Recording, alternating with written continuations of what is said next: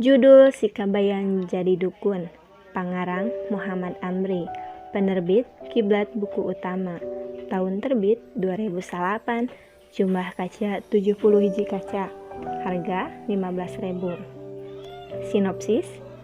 Kabayan teh hirupna ripuh, puguh da jalma kedul manehna mah. Manehna ngendelkeun ka sang pamajikana keur hirup sapopoe. Mun keur daek kakara manehna leos kaleuweung ngalah suluh. Hiji poe kabayan jeung pamajikana pasea gede nepi ka tetanggana nyarahon. Kabayan nampiling sahikem nu jadi pamajikana. Hiji mangsa aya semah nu neangan dukun di lembur si kabayan.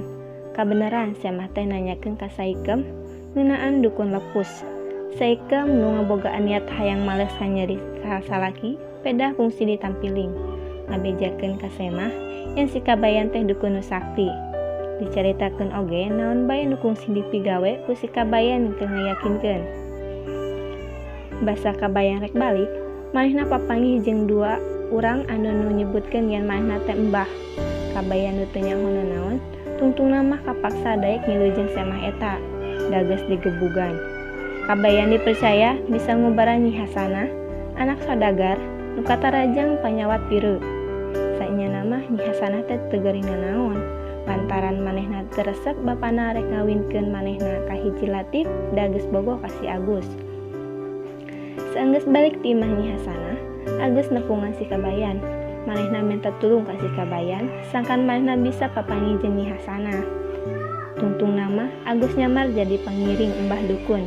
Basa geus papanggih eta, Nyi Hasanah nu geus teu pieu deui kabur jeung Agus. Kabayan kanyahoan yen manehna teh lain dukun beneran. Manehna dipenjara ku polisi. Lain sedih, kabayan kalah atoh hirup di bui da manehna teu kudu ribet jeung lieur ngurusan urusan di imah. Tapi angger we kabayan bisa bebas kulantaran Agus ngajelaskeun perkara nu saenyana. Kaleuwihan buku jalan ceritana runtuy, loba artikel nu bisa dicanak tina buku novel Sunda ieu. Salian ti eta, buku ieu oge ngehibur kanu maca ku kalakuan para pelaku dina cerita ieu. Kekurangan buku, kurang rinci ngajelaskeun ngeunaan panokohanana. Contona, nu maca bisa kakecoh ku saha nu mana Nyi Hasanah teh.